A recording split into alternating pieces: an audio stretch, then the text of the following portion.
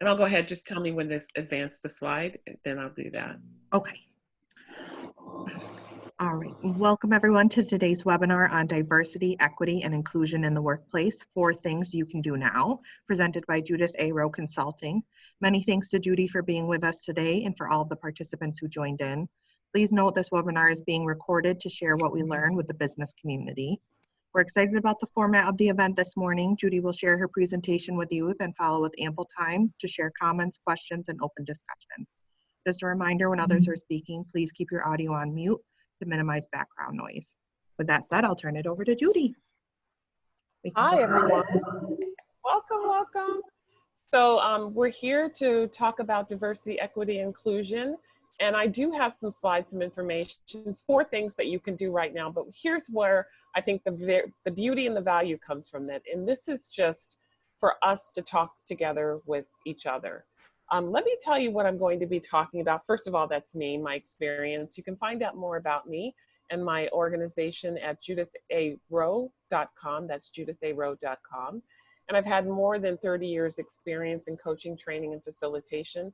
A lot of that work just by being, I'll be honest with you, a Black woman working in a corporate America structure and living in a community that is not all that diverse. And when I look at other cities as comparisons, and so a lot of my experience isn't because I have a PhD behind my name talking about DEIB, which the B stands for belonging. We'll talk more about that. But mine are more, I would like to share experiences and information that I've learned.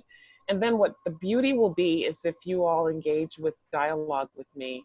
And so that is going to be really important for you to be brave today. You don't have to turn your cameras on, but I do want you to feel free to put things in the chat. So here's what I'd like to do this morning to get you warmed up, you know, to get everybody's like fingers warmed up to answer any questions. I'd like for you to open your chat box. If you can see it at the bottom, for those of you not familiar with Zoom, do you see that thing that looks like this? It says chat. Do you see chat? If you pop that open right now. Judy, and you lose the slides.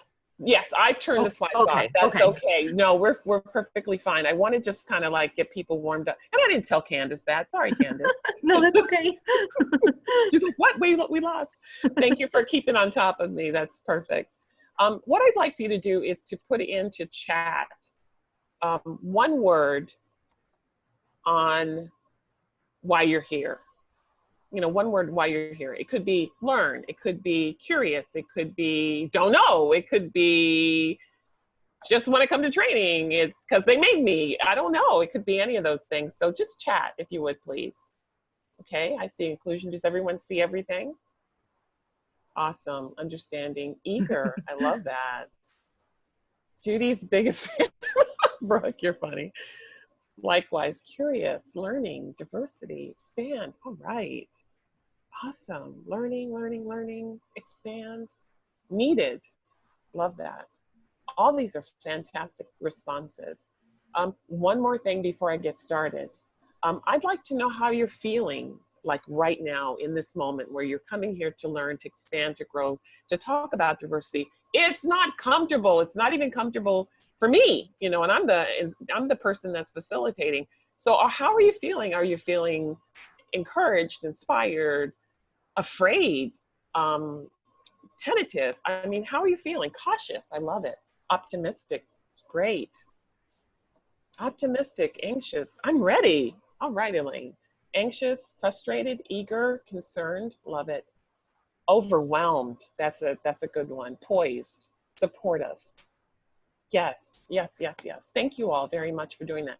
Don't forget the chat box. If anytime I'm talking and you have something that pops up in your head, both Candace and I are going to be looking at and looking for these comments. Now, if your question is one that you don't really want to have publicly, you know, out there, you know, published, because this is being recorded, what you can do is chat privately to either myself or to Candace, and we both will be responsible for bringing that question forward for you. But I don't want you to leave with a question if you really want to ask something. Give me the thumbs up. Everybody got good? All right. By the way, there's reactions at the bottom. So if you aren't showing your face, you can do a thumbs up like me at the bottom. Do you see that? I didn't know that feature was there for a while. So now that I know it's there, it's like, oh my gosh, I use it all the time. Awesome. Thank you guys very much. I see concern too there for some folks as well. Let's talk a lot about that and see if we can, I won't have all the answers to it. I just want you to know that for sure. I have answers related to myself, but I don't necessarily have answers related to everything. And anything I can't answer, I'm going to jot it down, and I'll be sure to get information back to you through Candace in the chamber. All right, so here we go. In today's presentation, I'd like for you to know that, oops, I just unshared, sorry. Here we go, try it again, Judy. And Candace, once I'm sharing this live screen and fully screened, I won't be able to see chat. Can you let me know? Just go right in there and let me know if something's in the chat that I need to respond to, okay? Okay. Perfect, thank you. Thank you so much, Candace. All right, so the first thing, the discussion points, and I really want to call this a discussion. I say presentation, but I really would like for it to be a discussion with all of you. I want to create a safe space for us today. I want to talk about the 4 agreements. Any of you who know me know that that's my go-to in terms of the 4 agreements. What is DEI? What's the definition of that? In addition to that, I'm going to talk about microaggressions and what those are as well. Then I have 4 things I'd like for you to consider taking away from this or this particular discussion or presentation to try. And then on top of that, I'm going to talk about, what are some pitfalls to getting us stuck or not moving forward in terms of creating inclusive cultures in our organizations and even in our families, quite frankly. I'll talk to you about some communication tips that have worked for me in the past.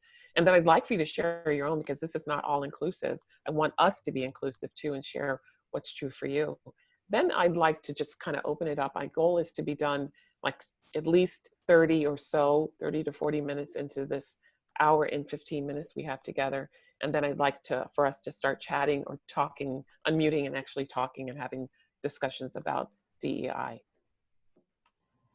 So in creating a safe space, this is incredibly important to me. I'd like for you to right now mute your mic if you're not talking, and then unmute your mic if either Candace or I see your lips moving and we don't see or hear anything, or you didn't hear us respond, it means probably you're muted. So just check your mic if you're wanting to say something. You're here. I want you to get the most out of this, be fully present, and be open, be open to whatever comes. There may be some things that you're not sure about. There may be some things that might spark an emotion in you, but just be open to that. Sit with this and be respectful of each other, share the air, to have other people create opportunities to share what's true for them. And then when I ask, what I really, really want you to do is to only share what is yours out of this session we have together.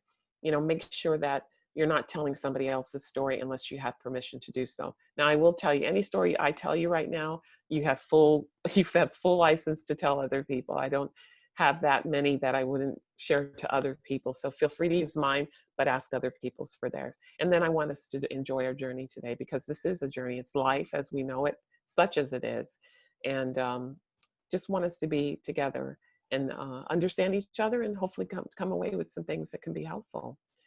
So the one thing I want to mention before we even talk about creating an inclusive space for people to be at work, I want to just acknowledge just how difficult life is right now. I want to acknowledge that, because especially in these times where we're dealing with COVID, people are working from home. We were just talking and chatting with each other before this started about there's so much uncertainty around what the schools are going to do, even what we're doing day to day, especially if you have children or you have, an organization that's either booming because of COVID and people staying in place, or businesses that are just trying to hang on and figure out how we're going to make our next steps. So I don't want to lose sight of that, because it absolutely influences every single thing that we feel and do as humans. We're humans, we're not robots. And so to not acknowledge that's uncertainty and the pressure. And even now I've gotten more and more people in my coaching calls talking about just how do I hang on, because this is lasting so much longer than I expected it to. And I'm losing my momentum. I'm losing my motivation to continue to do my work, especially if you're sheltering at home. So I just want to take a minute to acknowledge that. And anybody that wants to chat how they're feeling, feel free to do so. So I like to begin with the 4 agreements because for any of this work that we're doing, and we're talking mainly, I want to focus on what's happening around Black Lives Matter and social injustice, and recognize that what people are now seeing with George Floyd in the videos and the protests are not new to, say, Black people. Like for me, George Floyd is something I look for when I see a news story. I look to see, is that a Black person that caused that or created that crime or got arrested by the police? Because I have a very different, based on my family's history, my dad being mistaken identity arrested and beaten when he was in his 20s, walking around in Philly, to my sons having been stopped by the police, having people question whether they're in the store to lift something off the shelves without paying for it. I've had those experiences myself, people calling me out of my name, both in this community and other communities where I've lived. And so this social injustice and the things I'm going to talk about are not new to people of color necessarily, but it is new to the world now because everyone's watching and we can capture things on videos, and share it to the world through social media. So in all this, in my travels, in having the feelings I've had and having to have to, pretend that they're not there, especially when I'm working and interacting with people that aren't like me, I always have to go back to the 4 agreements. And I just learned about these when I was facing a particularly tough time in my life. Someone gave me this book, and it's by Don Miguel Ruiz, and he's a Toltec spiritual leader. His family is rooted in the Mexican Toltec traditions. And he was I'll tell you a little bit about him. He was a surgeon, successful surgeon, had a near-death automobile accident. And he then made his change and decided to go away from his practice. And what he did is he fully ingrained himself to learning all the Toltec traditions that his family had. Now, I will tell you that I have found such great solace and great encouragement and great growth from knowing these 4 agreements and trying to keep them with myself. And I will tell you that this is rooted in spirituality and religion. But I also want to tell you that I think that whether you are spiritual or not, every single person can learn and take from these 4 agreements. And I share this first to you because to me, it's just like the agreements we made to create a safe environment. I'm going to tell you that nothing will change unless you do. I'm going to say that again. Nothing changes in terms of social justice until each and every individual person looks at themselves and decides to make a change within themselves. And I'll be honest with you, even though I am the subject of Black Lives Matter and social injustice, I have learned and I have grown through this journey of the protesting. And I've gone back and learned a lot about history. Where did this come from? And I would encourage all of you to do the same. And if ever I can help you with some of the things I've read or learned or even, podcasts and things of that nature. I have a few at the end of this presentation, but feel free to reach out if you want to either have a conversation or learn more. But there's so much out there on the internet. There's no reason why people can't learn. So these 4 agreements are what Don Miguel Ruiz has coined through all his knowledge. He wanted to ask people to change the world. And when he says, do you want to help me change the world? Most people think, I need to give to charity. I need to go out and do something to help my neighbor. But that's not what he's talking about here. He's talking about saying that if you change yourself, your whole world changes. And in changing your whole world, you can influence the change in other people's world. So the first one is be impeccable with your word. The second is don't take anything personally. The third is don't make assumptions. And then the fourth is always do your best. And let me tell you a little bit about this. And by the way, if anybody knows a woman named Cynthia Hill, who's a local artist, she designed my slides today, so I want to give her credit. So the Toltec wisdom says, be impeccable with your word. Speak with integrity. Say only what you mean. Avoid using the word against yourself or to gossip about others. Use the power of your word in the direction of truth and love. And so this first one is, again, change starts with you. If you are having negative thoughts, then typically what comes out of your mouth is hearts, rainbows, flowers, and butterflies, and unicorns. And the answer to that is absolutely not. If your thoughts, your words in your mind that have power are negative, then what typically comes out of your mouth is negativity. So this first agreement that you make with yourself says that you're only going to think about and speak about, let alone think about, but speak about things that are in the direction of truth and love. You're not out to hurt. Again, if you're out to help someone, your words and your truth will be in that direction. If it's not going to be helpful, then you don't share that word. You know, that's really what this is about, because words have power and you can't take them back even if you apologize. The second one is to don't take anything personally. Nothing others do is because of you. What others say and do is a projection of their own dream. And so this helps in terms of inclusivity, and even in terms of, you know, racism and prejudice and all the other things, biases. It says that, you know, if my sister and I call it, we feel some kind of way. If I have a visceral feeling about something somebody either said or did, I need to look at the fact that it may not be about me. It may be about that person's journey, that person's perspective, because of all that they've been through. And there's nothing that has to do with me. It has to do with them and their perspective. So if I don't take things personally, then it's easier to be impeccable with your word, because usually that's where that comes from. And so I also know that if I take things personally, I have a responsibility to do number 3, which is don't make assumptions. You know, find the courage to ask questions and to express what you really want. Communicate with others as clearly as you can to avoid misunderstandings, sadness, and drama. And this one really is, people don't ask questions. You know, you might feel some kind of way, but then for me, what happens is I feel some kind of way about some small thing, and then I've made up stories to clomb onto it. So by the time this story is, what really happened was this, but I make up and I put other things onto it to make it so much huger than it really was. But if I took the time to ask a question, did you mean this? Did you intend this? Did you intend that? Then I can ask a question to know the truth and not make up assumptions. I can then not take it personally, and then I can be impeccable with my word. And so the fourth and final one is one of my favorites. It's always do your best, because your best is going to change from moment to moment. It's going to be different when you're healthy as opposed to sick, when you're joyful as opposed to hungry, if you're tired versus, energetic. Simply do your best under any circumstances to avoid self-abuse, self-judgment, and regret. That's the thing that you can do. And I always like that, because that is hope in a nutshell. It's saying you didn't hit the mark here, but next day, next hour, if you're living and breathing, you have an opportunity to do differently. You have an opportunity to change. You have an opportunity to make things better. And so, that's the hope in all of this. And so with this, I'm just saying to you that a lot of times people look outward, here's what you need to do to create an inclusive environment. You need to do this, you need to do that. But it really starts first with you. And especially if you're a leader in your organization, people are watching what you do, and they're watching your feet, less about your words and more about what you do. And so if you hold yourself accountable to these 4 agreements, then this can be absolutely a direction of truth and love.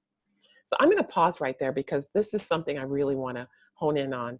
Do you have any thoughts? I mean, by the way, Judy Rowe always offers, I always say myself, Judy Rowe, this session offers you a buffet of things to think about. And so I don't intend for you to say that my word is gospel, you have to do everything I say. But I do want you to just think about it, consider it. And you could walk away saying, I didn't get anything. I don't agree with the 4 agreements. But if you do agree with them, do you feel comfortable sharing any of them that you might struggle with the most, or something that you're doing the best? Just take a moment.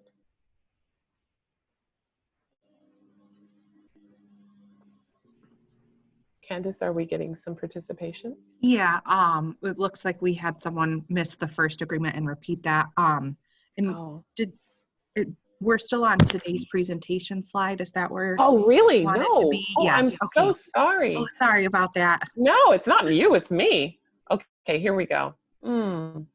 Guys, you should have told me sooner. Well, oh my gosh, can you see it now? Last time you had your plan, so I didn't want to interrupt did. you. So you are too funny. Thank you so much, Candace. Can everyone see the 4 agreements now?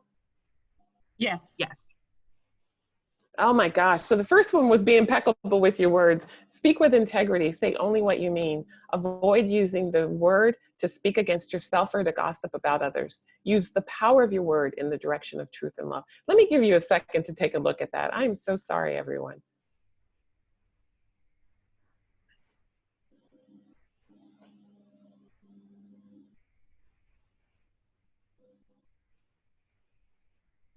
Lisa, has the slides moved for you? Do you see the What 4 about now? agreements? Oh no. Yes, okay. Okay, she sees them good. Yes. Can everyone see?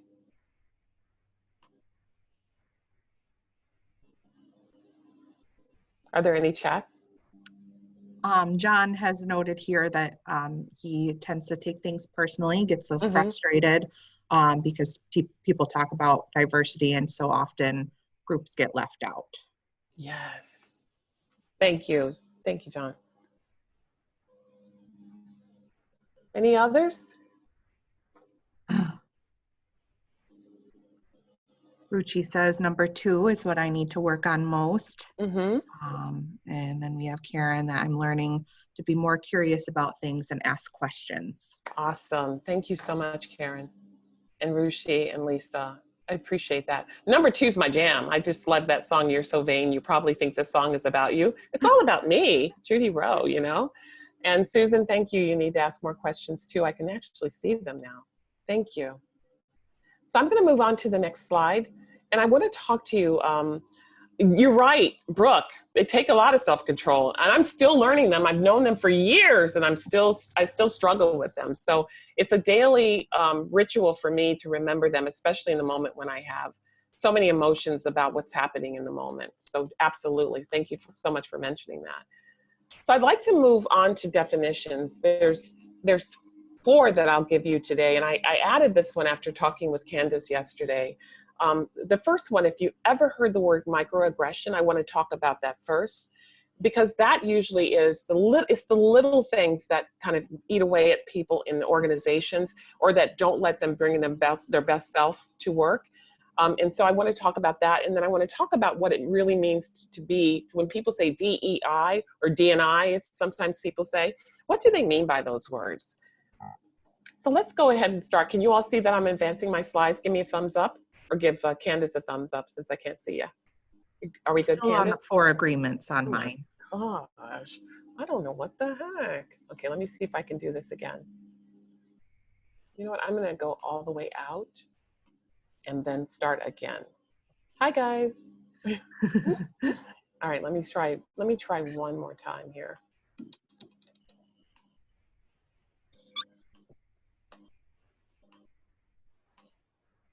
All right.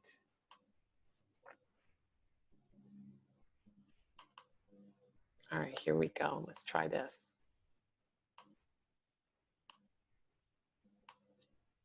I will be on the first slide, so let me know if you can see that I've advanced the slides. Let me do this full screen, and I'm going to get to the slide where we are going to be now. And if you could give Candace a thumbs up that you are seeing me advance the slides, and we should be right now on a slide that says, what is a microaggression? Can everyone see that? Gives Candace a thumbs up? It is on the opening slide. Really? Yes. That is weird. Let me try again.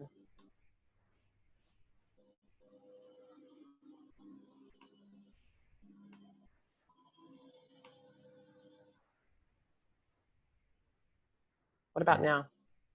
Now it's on. I'm moving it back to the right slide. What about this one? Okay, this is what is diversity. Yes. Okay. Great. Thank you. And when I say advanced, Candace, if you can let me know that you can see that it's advanced, that would be helpful. Thank you so much. Yes. All right. So what is diversity, equity, inclusion? But I think I want to talk about what is microaggressions. Do you see that one, Candace? Yes. All right. Awesome. So microaggressions are defined as the everyday, subtle, intentional, and oftentimes unintentional interactions or behaviors that communicate some sort of bias toward historically marginalized groups. This is Kevin Nadal's he's a professor, his definition, professor of psychology of John Jay College in criminal justice. And so I will talk about the question at the bottom in a minute, but I want to first know, have you all ever heard of or suffered with microaggressions? Please chat now. And let me give you an example of one that usually used to happen to me in the halls of my offices. I used to have someone, there would be people like if I were coming up to someone or meeting someone, they would say, "Here comes trouble," or make a comment about my hair. "Oh, you changed your hair again today, Judy," or want to touch my hair. Being a Black woman, that's not okay. Or I've had people, when I've met them, want to give me a fist pump as opposed to a handshake in a business setting. I've had people, if I'm talking to one or more other Black people or people of color, say, "Boy, there's trouble. What are you guys up to? Up to no good?" That kind of thing used to happen to me all of the time. So I'd like to just, if someone would be brave to unmute and talk about people said they have either heard of or seen or experienced microaggressions. What are your experiences? Would somebody be brave to tell one story at least? I've told mine.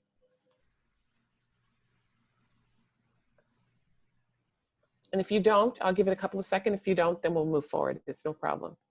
Does anyone feel comfortable sharing their story? Unmute, please. Can you hear me? Yes, I can hear you. This is Olivia. Hi, Olivia. Yeah, I was saying in the chat that I've had very similar experiences as you cited. And of course, for me, I grew up doing civil rights. And so my experience has really some deep-seated things that have happened to me. But for instance, dogs being put on us as we tried to walk to the bus because the city bus didn't come on our side of the road. So we had to walk over to get the bus. And so people would literally sit on their porch and send their dogs out to try to bite us as we were walking. No. And in school, of course, I came in I think, high school integration. And so that was a very tumultuous time because there were fights and name calling and, parents out there just acting out versus the children, so it was pretty tough. But one thing that probably was the best thing for me was that my parents never taught us about hate. They always told us to be aware of our surroundings and what was happening. And I mean, I've witnessed the Klan marching. I've seen my father sit up with a gun at night because we didn't know, what could happen. So the experience started in childhood, but just, able to really see things a bit differently. And so as people make comments about things, I think they just aren't aware often of the deep-seated things that have happened to people over time. And they probably don't intentionally mean it, but I like to say something to those people and say to them, did you realize, this? And so the experience between two people can be really good when you ask those questions and talk about it. So that's been my experience. Oh, Olivia, thank you so much for sharing that experience. And these are the things, what you experienced are things that people only see in photos or a story or a news article or a book, but you actually lived this experience. And so what I love what you said is that your parents always taught you how to be prepared, but they didn't teach you to hate. And so you just try to educate people as much as you can when you encounter a microaggression, or really the dogs being sicked on you is a macroaggression. It is an actual violent act in a racist manner. So I thank you for sharing that story with all of us. Is there anyone else that wants to speak out? Thank you again, Olivia. So like Olivia talked about, when those things happen, for those of you who chatted that, yes, you've either seen it or you've experienced, and I'll be honest with you, because I know that I have to admit I have biases. So I have in my past encountered or done in microaggression just against somebody else, and I didn't even know it.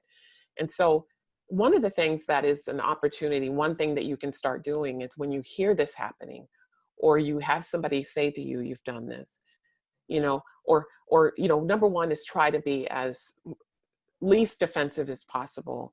And if you are the one that has been microaggressed against, a good question is, what do you mean? Or what do you mean by that? Or you might say, I meant by that this. So there's a lot of different ways to approach it, but I really like that one the most. Please feel free to chat or unmute and speak. This is a free-flowing dialogue. I love it. It's Pamela Keeley here, and I did want to comment, if I may. I mean, sure. I can't comment on the experiences of people of color. Mm-hmm. You know, one of the ways I look at microaggressions is to look at it from my perspective as like a woman in business. So there's many times when, you know, you're at a table with, you know, male colleagues and you're referred to as like a girl. Yes. Or they don't shake your hand, or they don't Mm-hmm. include you in certain conversations, or you have, you know, you say something and then it's repeated by a man next to you, and then it's taken to be his contribution to the discussion. So I think, you know, that's one thing that's really helped me in seeing, well, how can I be better in how I communicate and in the things that I say to individuals, just coming from that, you know, female perspective, where I think that, you know, obviously for you, I think being a woman and a person of color, you probably have to deal with a myriad more experiences like that than I have, but I think it's helped me to kind of understand it a little bit better for my own interactions with individuals. Yeah, so Candace, to that point, and being in that situation where you're the only female in certainly a group of men, there are absolutely, to your description, those microaggressions. And thank you so much for sharing those with us. And I would say, you know, even though, you know, there are layers of microaggressions, there's layers of ways people are you know, being derogatory for toward another person or another group of people. None of these are without merit, and they're all like the drops of water. And I didn't explain this before. The reason why I have a drop of water here is, like Olivia and like Candace were describing, these are things that seem on surface to be very small things. Like if you call somebody and saying, I'm not a girl, I'm a woman, they'll think, oh, you're being too serious, you're being too, you know, that's not a big deal. What are you making a big deal about this for? But those little drops of water, you remember the analogy, like the torture through drops of water, many micro drops of water. Over time, if you see a faucet that drips, it will make an indentation into the place that it's dropping the water. It is absolutely harmful, especially over time, if you have it happen again and again. So being able to address it and stop it is a way of making sure that this doesn't happen again. So, oh, Kamala, that was you and not Candace. I'm so sorry, Kamala.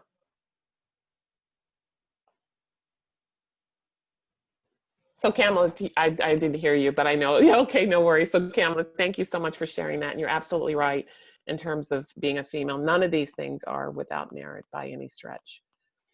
So what is DEI? I mean, we're talking about microaggressions, these things that do happen. We're talking about inclusivity, diversity, and equity, but what do they really mean? Diversity, people think of as just the protected class, but it's so much more. Right now, we're focusing on equity, especially for Black people, because of the history that this country has with Blacks in the world, quite frankly. But diversity really talks about the presentation of all the many differences collectively as individuals. So diversity means that you can bring that piece of you to help enhance the business. You can be your authentic self. And I'm not talking about like being like authentic as me being rude. It's not about that. It's about saying, I have a perspective, I've had experiences that I know can enhance my business. I know can give us information that will be useful to us, not only as human beings, but for the organization as a whole. Equity talks about an environment of dignity and respect. It says, you know, that everyone has the opportunity to be treated fairly.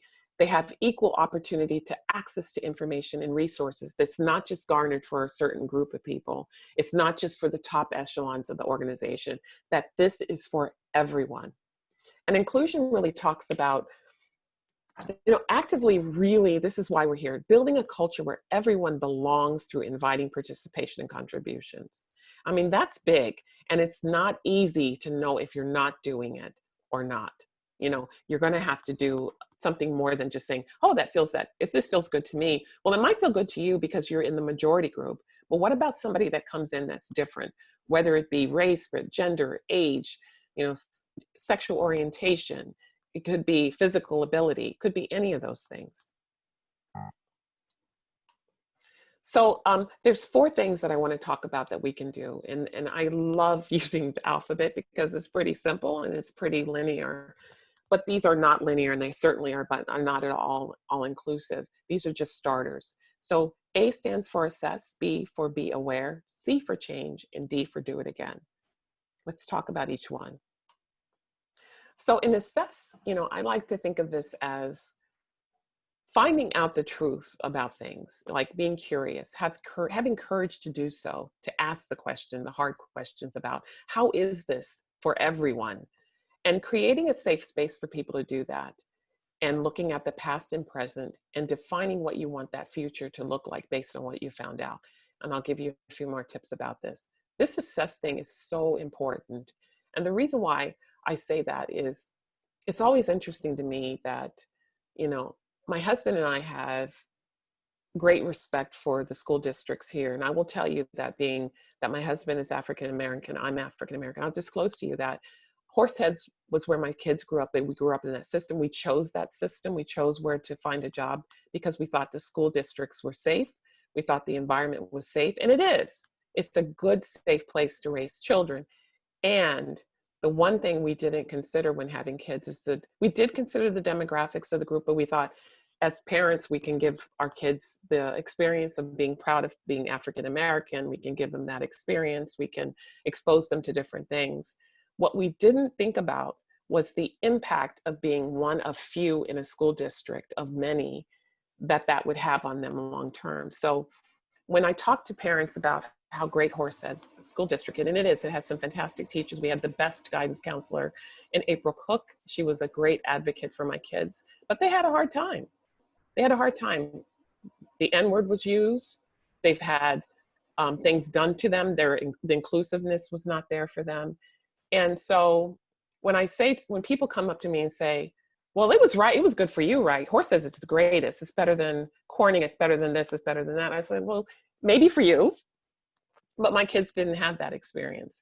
And so when you're asking and assessing and being curious about it, don't always assume that just because it's good for you, it's good for everyone. So you're going to have the courage to ask the questions. And when people do ask me, well, how was it for your kids? And I'll say, well, great. They had a great experience. They got their education. And there were times that we had issues around race.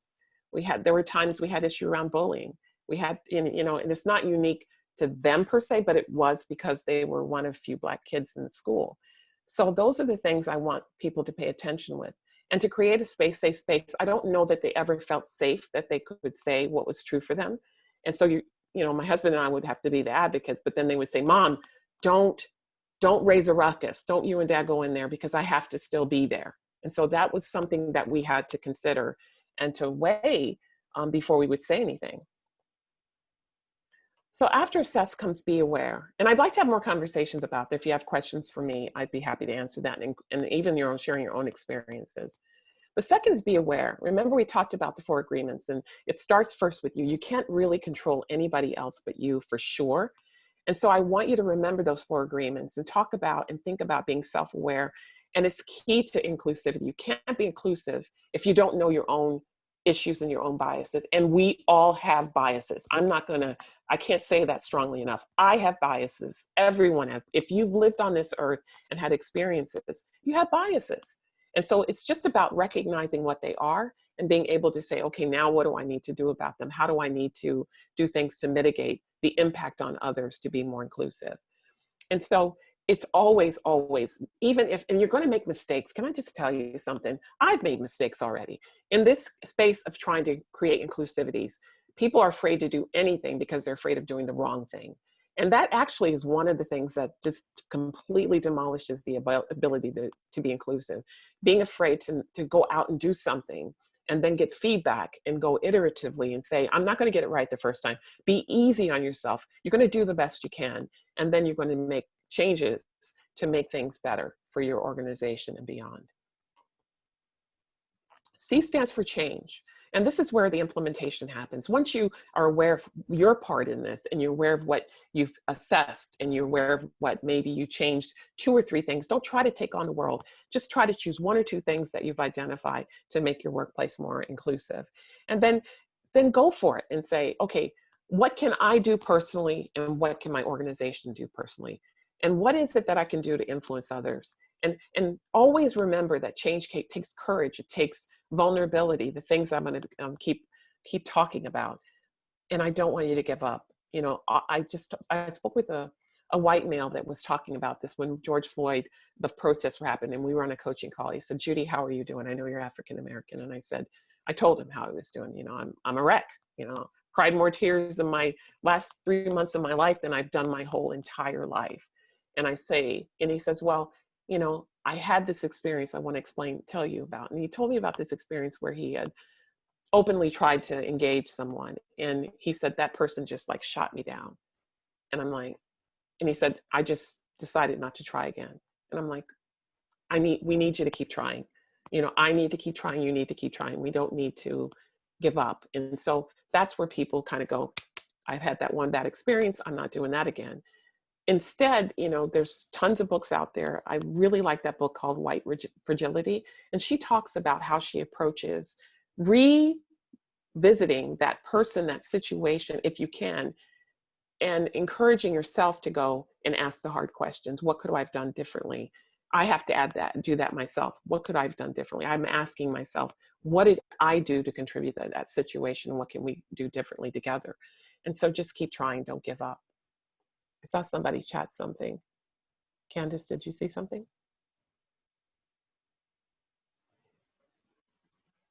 It's Can you all see me? I just had a Pamela. little comment. Yeah, I just put a little comment that I think that the be aware component too really seems to make people vulnerable. Yes. Like it implies that because they're trying to be more aware now that they did something wrong in the past. I just noticed people are so defensive about the conversation in general. Yes. And a lot of it comes, you know, like the first thing someone will say is, well, I'm not racist, or I'm inclusive, or well, I hire, you know, people of color or something like that. And I think it's kind of like this immediate defense on the conversation instead of saying, hey, yeah, we all need to be doing something better because the way we've been doing things is from this perspective that's completely skewed in many cases. Indeed. Thank you so much, Kamala. That's an excellent observation. And I've seen that myself, and I felt it in myself. You know, me telling my stories is vulnerable. You know, it just takes courage. You're just going to we have to have conversations. Nothing's going to change, and it certainly won't be sustainable. You already see it now. There's less focus on the protests. Now the protests are about, you know, teachers feeling safe. We don't talk about it. We don't see it in the news as much. I hope and pray. I always felt like in the beginning of Black Lives Matter that this was something different.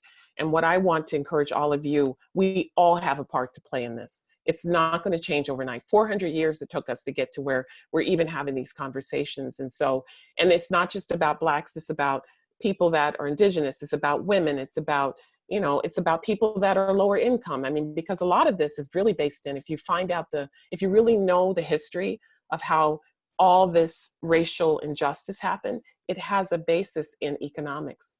It's about money, it's about power, it's about those kinds of things that keep people not wanting to change because they have so much they think they're going to lose.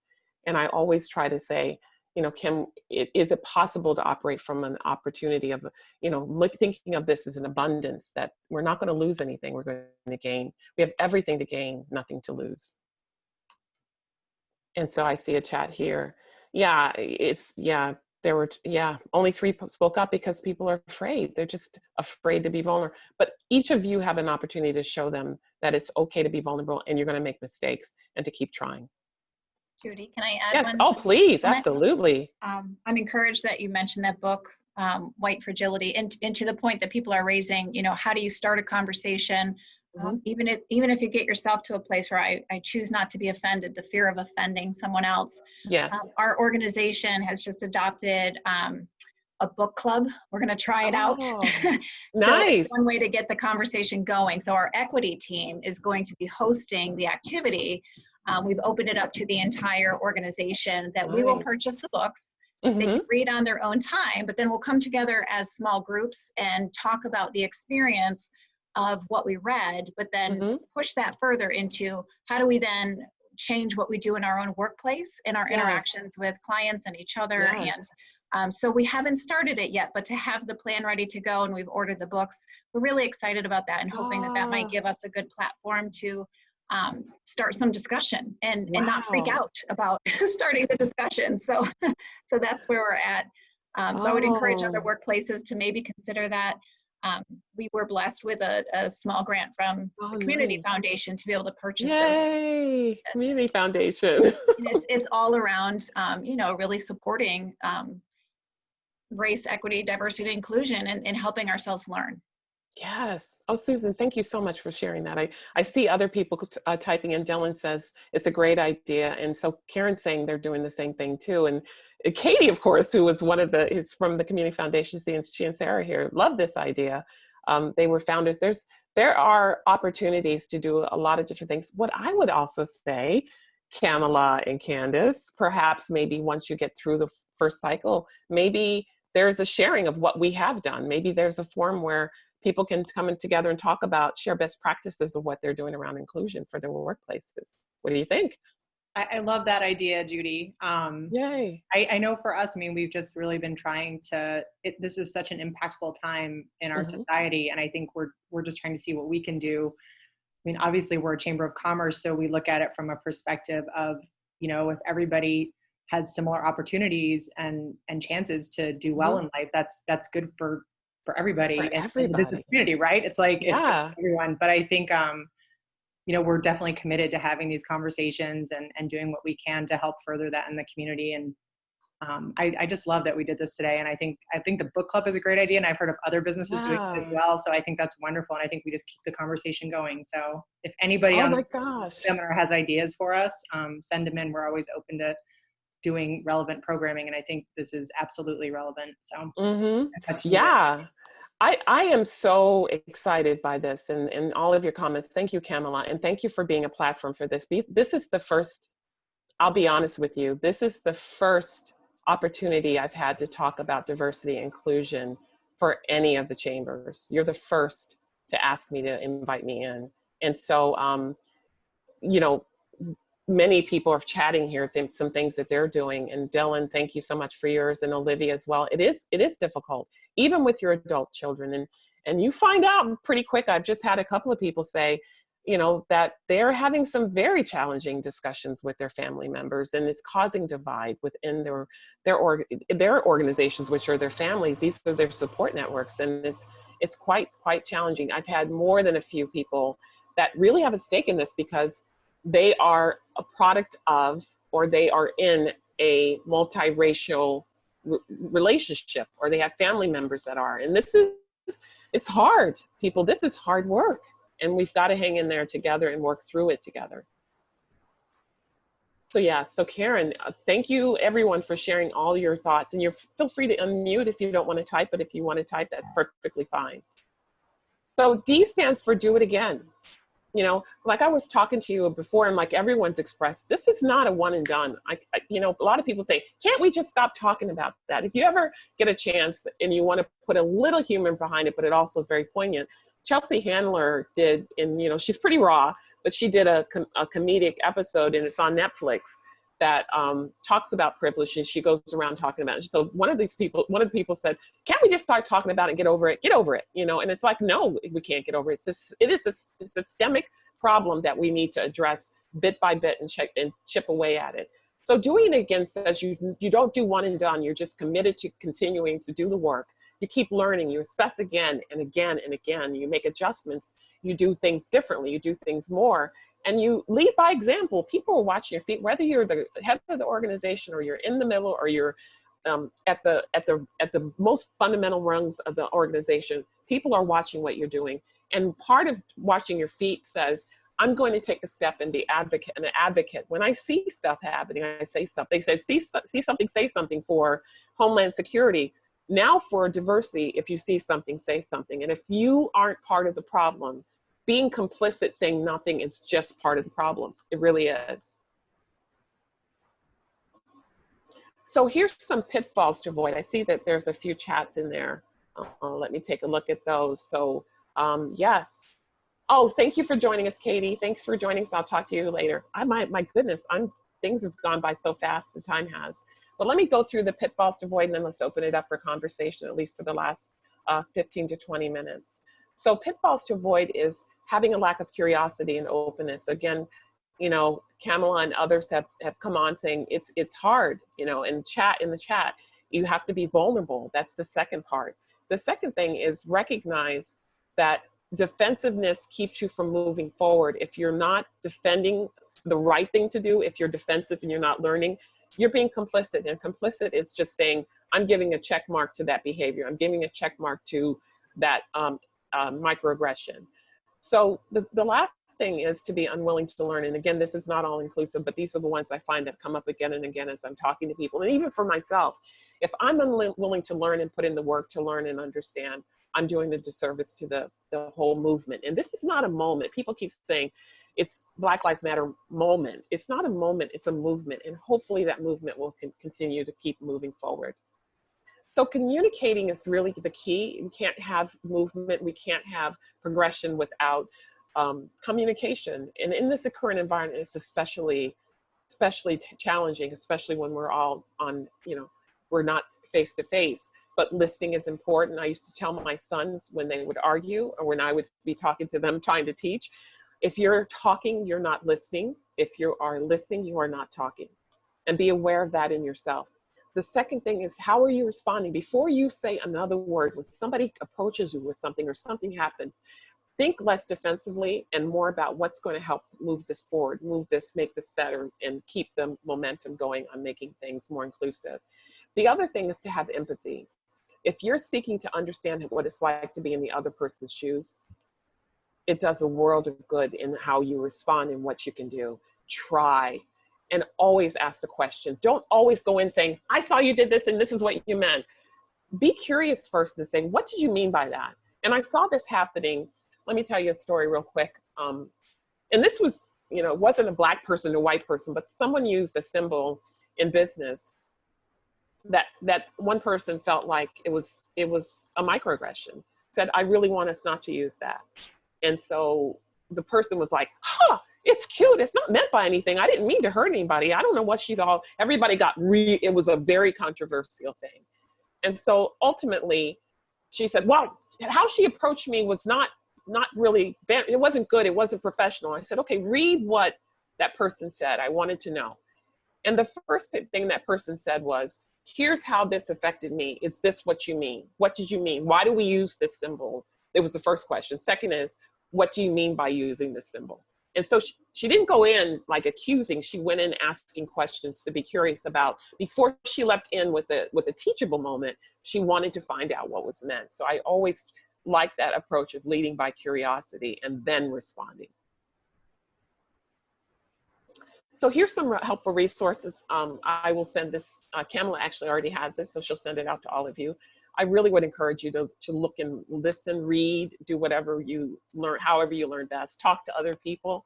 That's the best thing that you can do, and just educate yourself. And so I'd like to leave you with a couple of considerations before we close and start a dialogue of questions and answers chat, however you feel comfortable.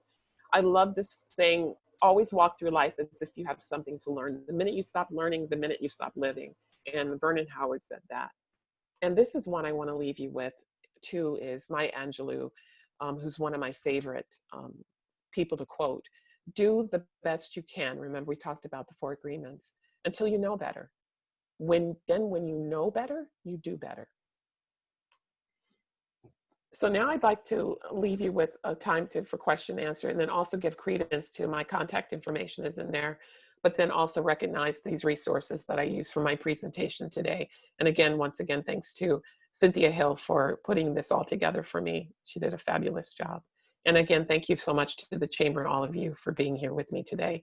And Kamala and Candace, thank you for always the opportunity to share and learn at the same time. So if you would like to, I'm going to put us back on just us being together. If you'd like to mute or unmute, show yourself, not show yourself, no matter what questions or comments do you have? Others have meetings to go to, and I realize that. Card-carrying bookstore is fantastic. They have all kinds of resources there. And books that you probably may not be able to find online, you could probably find there and they can get for you.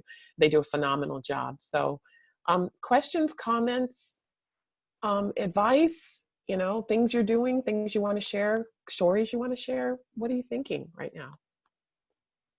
And John, you said, John, can you unmute and say your comment, please? That would be awesome. John. He's like, no, I don't want to say it. I'm shy. Oh, come on. Go ahead. All right, I will read this for him. He said, I appreciate this conversation. However, as I said before, I think inclusion continues to be down to what is going on at the moment. You're right. I feel like that as a member of the LGBTQ community is something that gets tossed around but rarely acted on. Just said that people are being more inclusive, but ignores a whole sect of people. This is what I meant by frustrating. Understood, John. And absolutely, you're right that there are a lot of different segments that are not being addressed in this time. But if you look at, the one thing I want people to understand and look at for Black Lives Matter is they do talk about the LGBTQ community, and they do talk about transgendered people. I think and people often say to me, Black Lives Matter, what about all lives? So all lives matter, but it's not that. I think what we're talking about is a segment of population that this is based on, that says that being Black has a different connotation even as being an LGBTQ person. If you're Black and LGBTQ or transgendered or what have you, the Blackness factor does have a whole different connotation. Not that any of the others are not important and do not face their own level of discrimination. It is saying that systemically, being Black in this country does have another layer of that is more immediate to what's going on in the world today. Not that any of the other ones are not, cannot be acknowledged and have work to do, but it is also saying that Blacks in general, and then you layer anything else on top of it, do matter, especially at this time when we're facing social injustice, especially at the hands of the police and other things, systemic racism. Feel free to join in the conversation, say what you mean. I want you to feel brave enough that you can challenge me. I'm not afraid of that. Yes, please, Susan. Judy, I just appreciate what you're saying. I think the more we talk things through in a safe environment like this one, which you have created, by the way, thank you. Oh, thank you.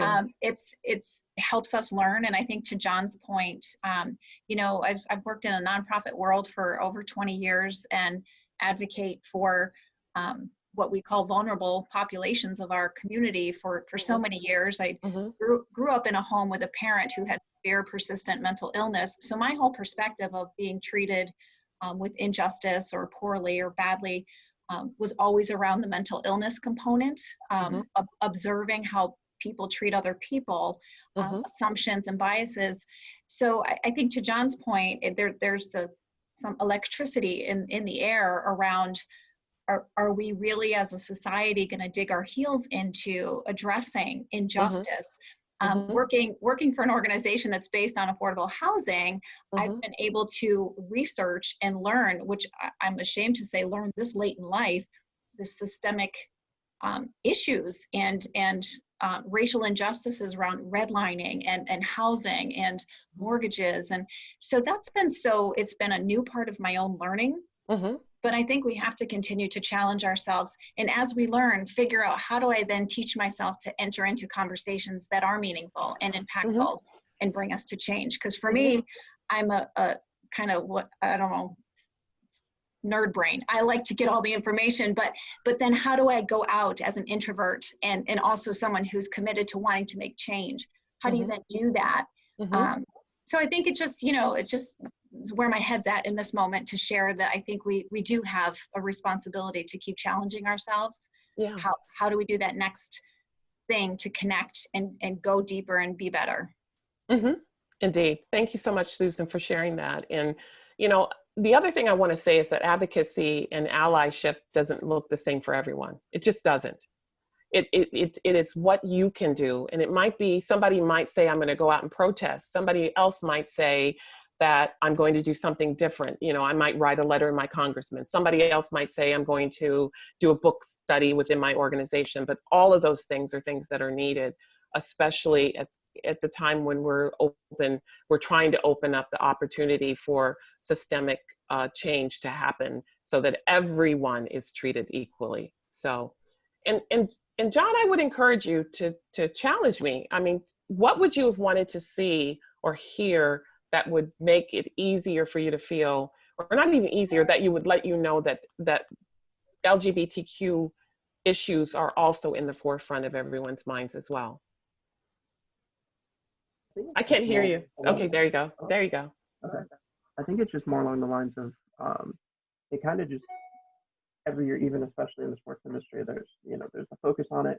Mm-hmm. They talk about it, but then Mm-hmm. there's no actual movement on it. There's nothing done. It's okay. Well, we put a rainbow on our jerseys, and hey, that's And then there's Pride Month, and we're talking about it, but we're not talking Mm-hmm. about it, and it's frustrating. Yeah, I can't imagine that in a position, especially being that you are deemed someone that is to make change for, especially an industry that absolutely, is not friendly to many people of difference, right? It's not even about Black people. It's just a notoriously known, very white cultured, very masculine cultured organization, hockey is.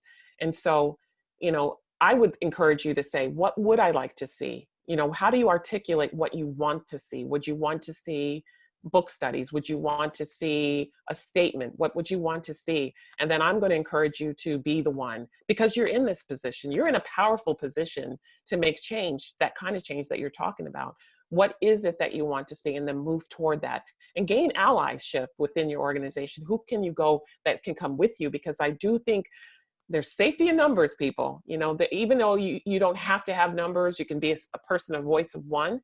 I think that to find allyship is first of all, define what it is that you're looking for, and then say, okay, now to make that change, who do I need to talk to and what do I need to do to make sure that that happens? But I applaud you for what you're doing, because you've chosen one of the most difficult environments to try to make change in. And yet I've been really surprised to see some of the things that have happened with hockey lately that I would never have thought I would see before, So anything else that you want to share or say, John? No. Thank you so much for being brave to say that. I appreciate you. Other comments or questions? And so Rushi said, I think anyone of color and a different race has faced microaggression. Yes, some communities have kept it quiet to fit in and don't want to ruffle feathers. And I can tell you I'm one of those people too. I just stuffed it in and didn't say anything for even till now. I talk about it now widely, but in the moment it felt like I had no allyship, and I certainly didn't want to. People are worried about their jobs. Am I going to speak up and risk that somebody's going to exit me out the door? This is my livelihood, especially now when so many people are unemployed. This is some of the hardest times to be brave. To me, Black Lives Matter movement means a lot more than what it stands for. It will create awareness for other groups as well. I agree. Thank you, Rushi. Appreciate it. Judith. Yes, please. Yeah, Olivia. Well, first of all, thank you for your presentation. And I You're think welcome. the variety of organizations, the people who are here, that the conversations are taking place, and that's a huge step in the right direction. Because one thing that I've been looking for is, I know some agencies have put out a response to Black Lives Matter. And so I've been consistently looking for that around the community. So today I feel pretty good of being a part of this community and seeing, I don't know who everyone is on here, but a few people I do know. But I'm glad that this conversation is taking place, and it looks like some action is about to happen. So that's always good. It is. Thank you, Olivia, for that uplifting comment, because you know, of all the things that I tell people, I have hope. You know, I'm not giving up. I used to feel like, you know, so embarrassed and ashamed that I hadn't made much change. My kids were facing the same thing my dad did years ago, that I hadn't moved the needle. And so now's my opportunity to help out. And so comments like yours make me feel encouraged as well. When I went to the Black Lives Matter march in Elmira, I was just like, I was moved to tears at the response from this organization, this community of mostly white people. And I saw all kinds of people represented. I did see LGBTQ flags flying. I saw, you know, people from other organizations. You know, I saw shirts that people represented who they were, but they also stood for social injustice and being against that. And it just warmed my heart that this mighty town of Elmira, Horseheads Corning community came out in such a big way, and it meant the world to me. And I realized that there is hope. And I think but the hope I don't want the spark or the flame to glimmer and die. I want it to like ignite and get larger. And so it starts first with all of you being here with me today. And I just am so grateful for your time and your, you know, braveness and courage to share what you have to say. And all the changes matter. So anything that you feel like needs to get changed, it starts first with you. You know, what is it that you want to see? And then what do you need to do to move that forward in your organizations, and even personally for yourself? Other comments or questions? Please don't be shy. Go ahead and unmute. Hey, Jamie, I've got a quick question. Yes, Lisa. So I've been reading and doing a lot of, you know, research into this and trying to learn more and trying to understand more. And sometimes when you ask a question and you get shot down, like, well, you'll never understand what it's like. And no, I probably won't, but I'm trying. Like, what is your advice to keep trying? Like, if you feel discouraged, so maybe you don't want to keep learning or keep asking the questions, or what is your advice? Yeah, so that's great. And I would invite anybody else on this call to also join in and share. I think that my advice is, you know, the thing that because I've had people say that to me, and a lot of people, especially Black people with Black Lives Matter, are feeling taxed. They're like going, why don't you understand? You know, I'm not going to educate like one more white person. I'm just not going to do it. It's just too much energy. And so one thing that I would advise you or encourage you to do is to perhaps read something about the topic and say, I read this article and I'm trying to educate myself. You know, would you be willing to have a discussion before launching in? Try to find out where that person is first. Okay. You know, just be honest and say, look, I know that I'm like probably one more white person asking you for your opinion as a Black. I mean, you know, be honest, because I can take that more than just somebody launching in and expecting me to be, oh, great, come on in, you know, because maybe that's the 50th conversation I've had about the same thing. And I'm just like, I'm done. Yeah.